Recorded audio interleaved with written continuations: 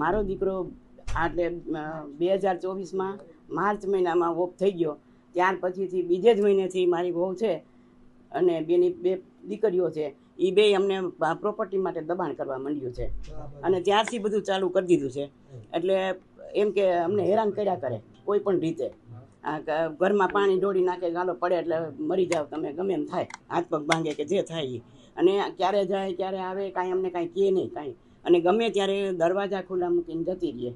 પછી બહારગામ જવું હોય તોય અમે સૂતા હોય હજી અમારા રૂમમાં, ત્યાં ક્યારે નીકળી ગયા હોય અમને ખબર ન હોય. બહારથી સ્ટોપર મારી દે ખાલી એ રૂમમાં. એટલે આ બસ આમ જ એમ પ્રોપર્ટી માટે અમને અમારું આપી દો ઝટ, બીજું કાંઈ નહીં અમને. એના માટે દબાણ કર્યા જ કરે છે.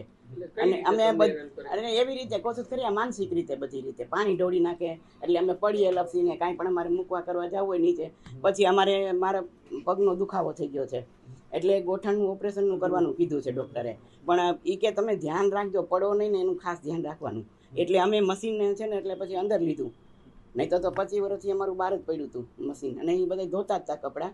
પણ હવે એ પછી બધું એવું કર્યું. પછી અમે બધી જગ્યાએ અત્યારે ડોમેસ્ટિક આપણે કેસ કર્યો છે, પછી કલેક્ટરમાં ગયા છીએ, પછી લોક અદાલતમાં ગયા છીએ, પણ ક્યાંય માનતી નથી. અહીંયા બેસાડીને સમજણ કરાવી કે ભાઈ શાંતિ રાખો તો બધું થઈ રહેશે, પણ વ્યવસ્થિત થશે એમ.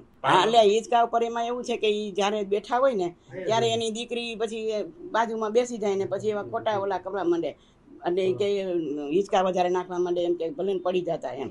અને એક ગાળું બોલવા માંડે જેમ તેમ દાદાને, બધી એવી રીતે બધું બહુ હેરાન કરવા માંડે છે. ન્યાય માટે અમે એમ જ કહી છીએ કે ભાઈ શાંતિ રાખે તો દાદા બધાનું સરખું કરશે, બરાબર. એ સિવાય કંઈ થવાનું નથી. અને પછી અમને છે ને દાદાને બહુ ઉશ્કેરે, એટલે અમારે 2 બીપી વાળા છીએ, એટલે પછી અમને ઉશ્કેરે એટલે પછી અમારાથી તો પછી નો કંટ્રોલ થાય બધો. અને આ દાદા 2-3 વાર એવી રીતે માંદા પડી ગયા છે. પડી ગયા આ કહું છું ખરી 2 વર્ષથી એને હોય એમાંથી જે હોય એમાંથી ભાગ ગયો એમ, જે હોય તે. હવે એ દાદા જીવે છે, એને કરવું છે એમ કરશે દાદા, બાકી તો કઈ જડ દઈને કઈ થાય નહીં એમ. તમે તાત્કાલિક તમને કેવી બીક લાગે છે બંને? હા બસ એમ બીક લાગે કે અમને ભાઈ આમાં કઈક થઈ જશે તો હવે આમને આખો દી બીકમાં અમે જીવી છીએ. ગેસની લાઈને બંધ કરી છે અમે, કારણ કે પાડોશમાં છે ને અહીંયા બધું રસોઈયું આન તેન કરી જતા હતા, એટલે પછી અમે બંધ કરી દીધી. તો કે અમે ઓલું ઉડાડી દેશું ને આમ કરશું ને એવું કંઈક કરે, એટલે પછી એ બધું કરી જાય. અને પછી આ મારે 2 દીકરા ને 1 દીકરી છે. કોઈના એ 2 છોકરીઓ ને એની માં સિવાય અમને કોઈ હેરાન કરવા આવ્યું નથી. પણ બીવરાણી એવી બતાડે છે કે અમારે સર્કલ આજુબાજુ આવું છે ને તેવું છે, ગમે એમ છે ને ત્રાસ આપે છે. મારું કહેવાનું બસ આ આવીને મારી બાજુમાં ગોઠવાઈ જાય તો હું કહું ને મારી જગ્યાની બાજુમાં તું આ વહી જા એટલે તારી મમ્મી 2 એટલે અમારી ઘરવાળી તો જેમ તેમ બોલવા માંડે, આગી જાય નહીં, એમની ત્યાં હિંચકા ફાસ નાખે, મારાથી સહન થાય નહીં. હું શાંતિ હાટું હિંચકે બેહવા જાઉં. સમજી બધું કરવાનું કારણ શું? કારણ મૂડી પૈસો જોઈ છે, ભાગ જોઈ છે. મારી પાસે છોકરો એના બધા કાગળિયા મેં હોપેલા હતા ને એ બધા દઈ ગયા છે.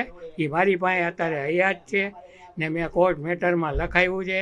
હું બધું કોર્ટમાં રજૂ કરીશ. મારો છોકરો ગુજરી ગયો એ વખતથી કહેવાનું શું, મેં તમને કીધું ને એ મૂંગા જ બધું પથ્થર ખાંડે, મને નડે એ કરે. હું ઊભો થવા જાઉં કે મને ગરમ કરે એટલે એને ખબર છે આનું બેલેન્સ રહેતું નથી, એટલે થાય જાય ને મને ટોર્ચરિંગ કરે છે, બીજું કાંઈ નથી. એ અહીંયા પાણી ઢોળ્યું હોય કાંઈ કવલું હોય, મારી મમ્મી એની મમ્મી હોય ને એને પાણીને એને નાખે, કેમ કે એને પગની તકલીફ. મારે એટલે હું ઊભો થતો નથી, એને ખબર છે આ ગળીઓ બંધ કરવા ઊભા નથી થઈ શકતા. આ બધી એને માહિતી જ છે. અમારી મિલકત આપી દો. કેટલી મિલકત છે એમની? એની મારી પાસે ન હોય, આધાર પુરાવા છે હું કોર્ટમાં આપી દીધેલા છે, એટલે મારી પાસે કાંઈ છે. તમારા નામની મિલકત છે? હા મારા નામની છે.